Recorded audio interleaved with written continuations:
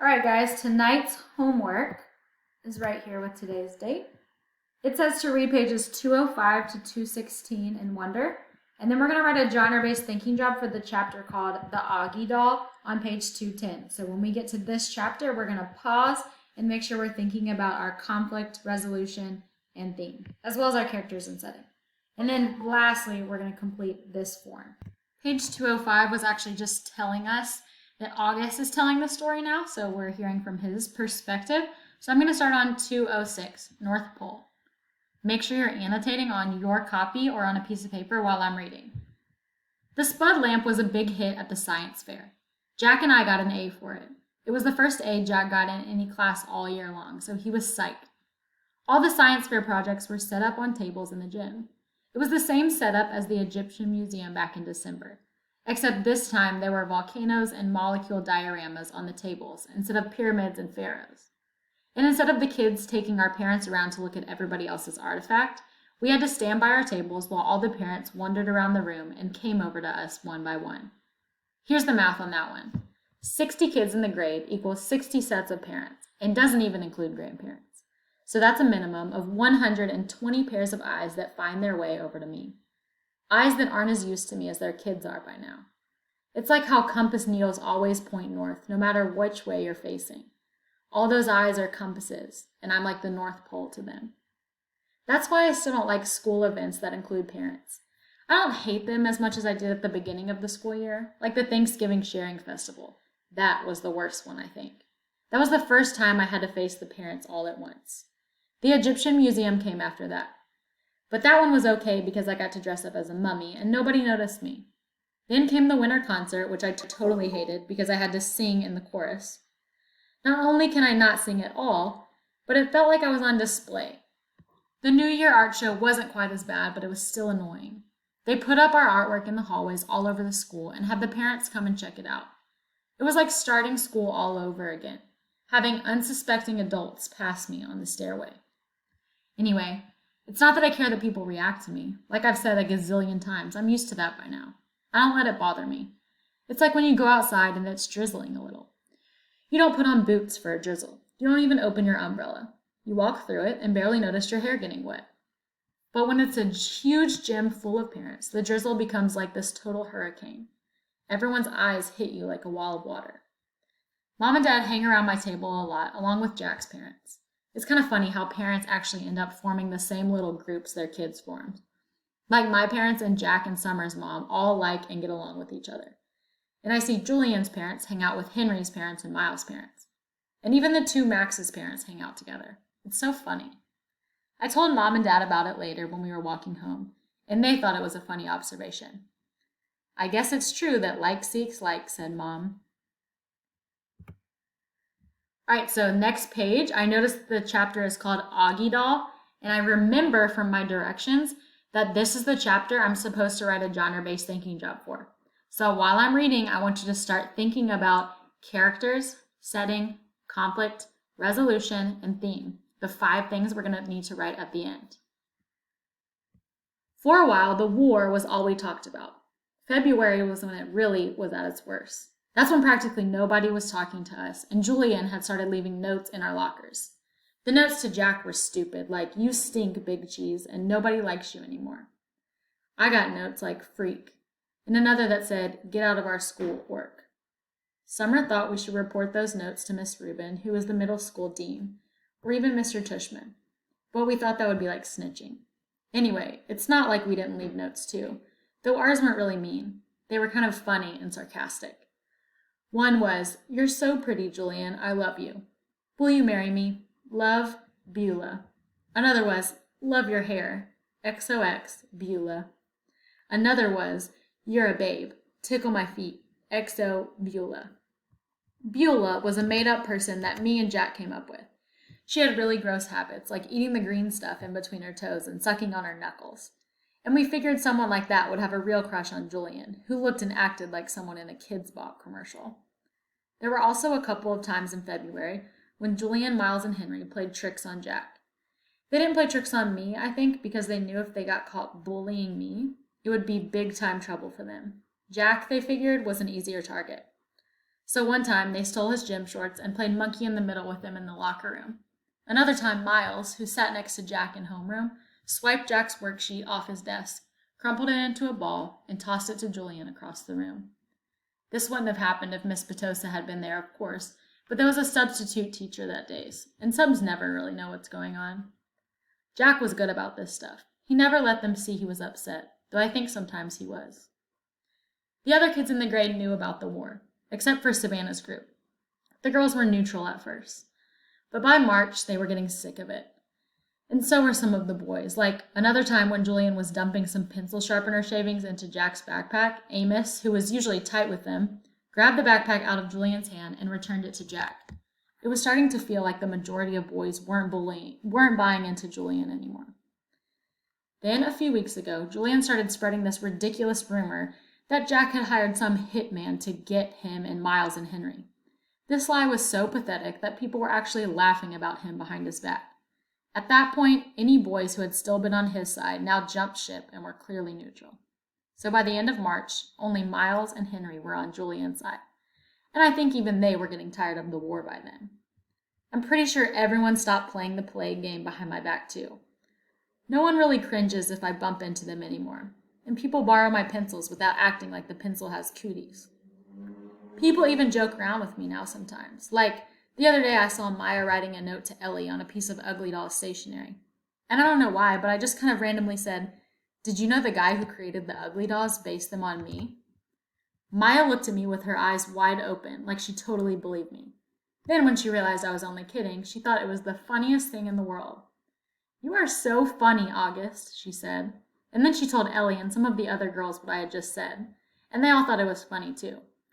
Like at first they were shocked, but then when they saw I was laughing about it, they knew it was okay to laugh about it too.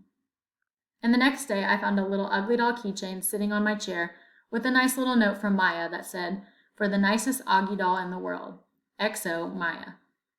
6 months ago, stuff like that would never have happened, but now it happens more and more. Also, people have been really nice about the hearing aids I started wearing. All right, on this page in your book, you should write CSCRT, and I'll show you exactly what it should look like. CSCRT going down, and then you're going to fill out each part with characters, setting, conflict, resolution, and theme. So pause this video and fill that in before we keep reading to 216. Right, you should have had this CSCRT filled out now that you've playing the video again, but remember our directions said that we are reading all the way to page 216. So we have finished the hard part of our genre-based thinking job, but we're going to continue reading and annotating once per page. So follow along on your copy. Lobot.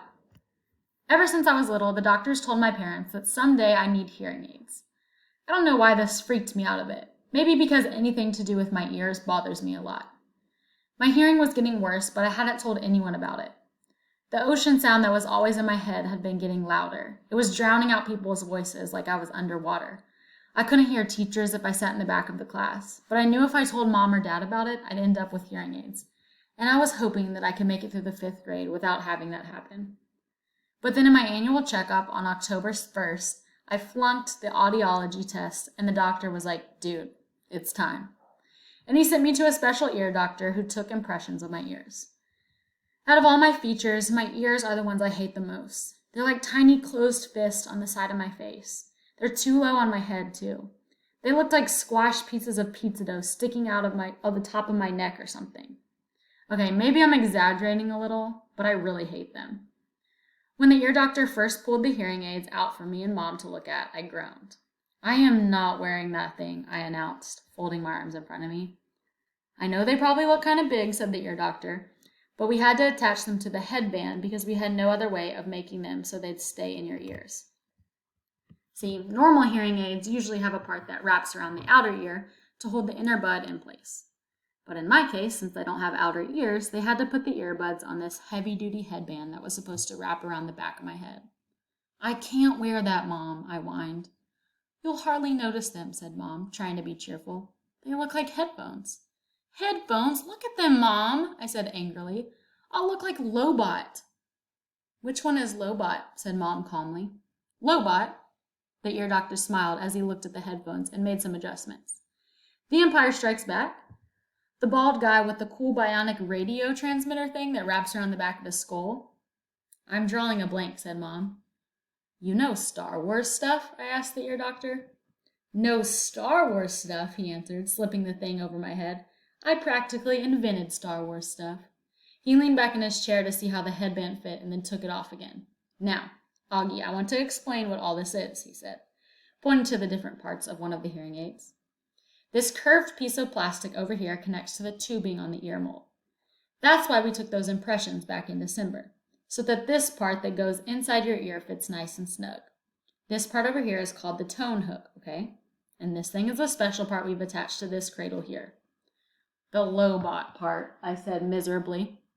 Hey, Lobot is cool, said the ear doctor. It's not like we're saying you're going to look like Jar Jar, you know. That would be bad. He slid the earphones on my head again carefully. There you go, August. So how's that? Totally uncomfortable, I said. You'll get used to them very quickly, he said. I looked in the mirror. My eyes started tearing up. All I saw were these tubes jutting out from either side of my head like antennas. Do I really have to wear this, Mom? I said, trying not to cry. I hate them. They don't make any difference. Give it a second, buddy, said the doctor. I haven't even turned them on yet.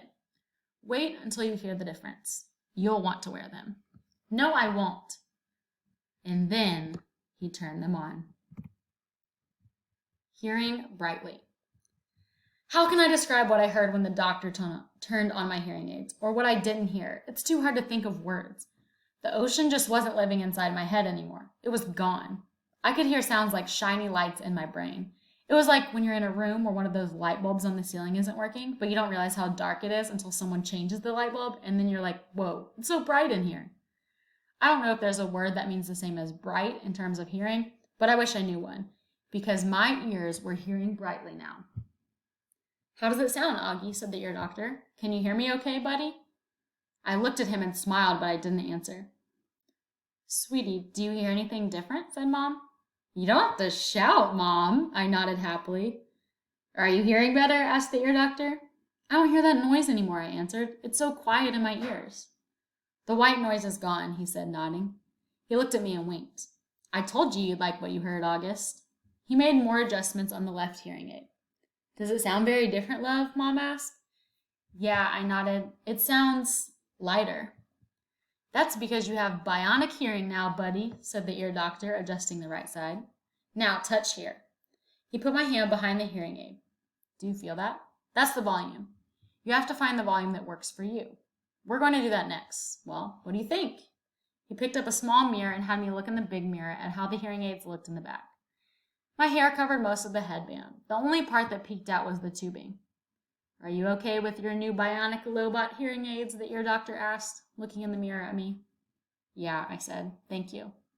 Thank you so much, Dr. James, said Mom. The first day I showed up at school with the hearing aids, I thought kids would make a big deal about it, but no one did.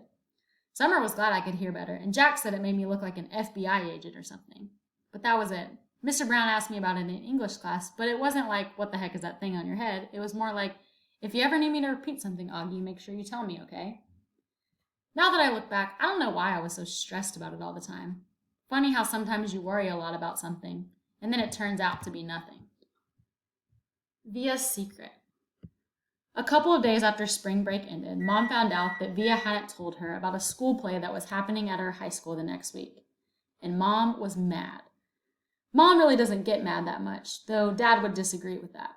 But she was really mad at Via for that. She and Via got into a huge fight. I could hear them yelling at each other in Via's room.